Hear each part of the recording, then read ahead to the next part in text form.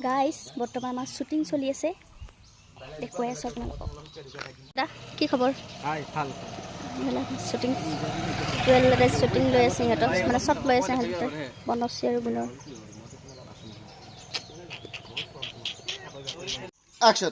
তইতো ফেল কৰছে